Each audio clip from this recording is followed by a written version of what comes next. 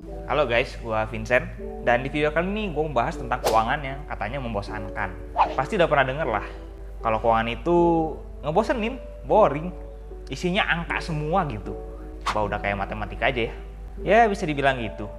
Memang monoton gitu-gitu aja, ngulang terus.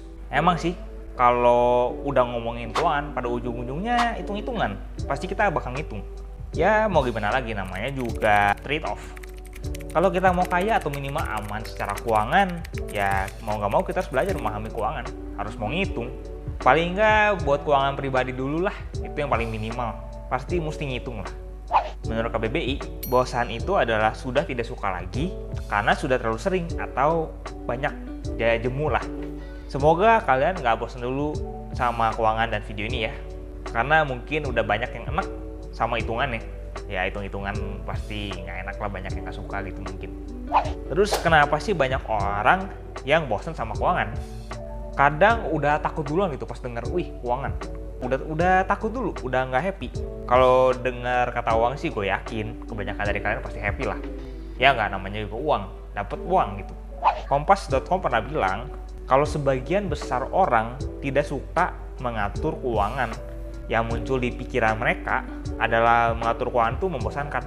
Dan disiplin dalam pengaturan keuangan pribadi sangat menyebalkan. Waduh, udah mah ngebosenin, terus menyebalkan lagi, nyebelin pula. Udah lengkap ya. Menurut terapis Ashley Roger, sebagian besar persepsi orang terhadap uang adalah terkait pemenuhan terhadap keamanan, kebebasan, kontrol, dan kebahagiaan. Seseorang mengaitkan uang dengan hukuman, penghargaan, atau reward and punishment. Ya masuk akal lah. Kalau misalnya kita ya mau kerja atau kita bisnis terus kita menghasilkan gitu, kita dapat reward kan, ada profit atau ada gaji yang kita dapat gitu.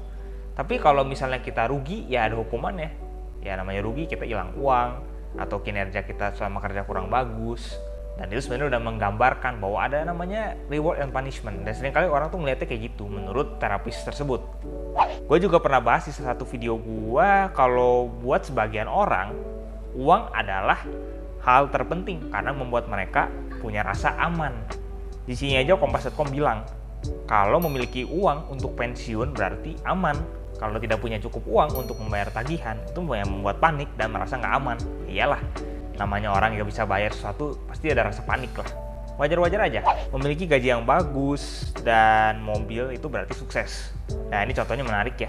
Ya sebenarnya cukup menggambarkan sih kondisi seseorang tentang apa yang mereka pikirkan tentang uang atau nilai yang mereka pegang tentang uang. Ya kalau dia anggap mobil itu penting banget buat dia ataupun punya gaji bagus itu bagus buat dia, ya nggak apa-apa juga. Berarti memang menilai dia kayak gitu. Dan sebenarnya persepsi tentang uang itu bebas ya. Setiap orang punya persepsi mereka masing-masing. Gue nggak akan ngejudge, itu bebas banget. Kompas juga mengatakan pikiran seperti ini tidak diasosiasikan dengan perspektif personal. Ketika kita membuat anggaran atau ya buat budget gitu, banyak orang menempatkan uang ke hal yang menenangkan emosi mereka. Itu pun kalau membuat anggaran ya, karena nggak semua orang buat anggaran loh, nggak semua orang punya budget gitu.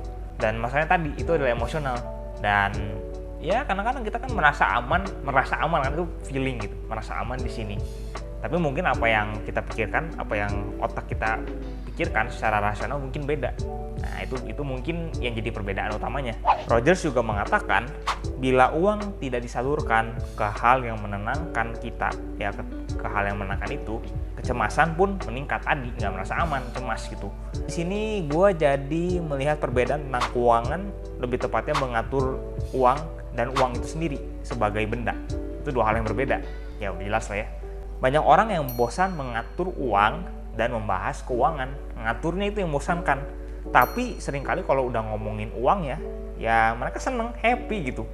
Karena itu namanya uang, dapat uang gitu atau profit, ya itu buat mereka happy lah. Di video No One's Crazy atau Tidak Ada Yang Gila, gue udah pernah bahas tentang gimana orang-orang bisa melakukan hal yang gila dengan uang mereka. Jadi orang tuh sebenarnya bosannya sama keuangan ya, tapi begitu ada uang, ya itu adalah hal yang menyenangkan. Mereka kan melakukan hal-hal yang gila dengan uang mereka, dan itu mungkin menyenangkan buat mereka. Buat yang belum nonton videonya ya boleh cek videonya dulu di sini. Gua harap kalian juga nggak bosan sama keuangan ya.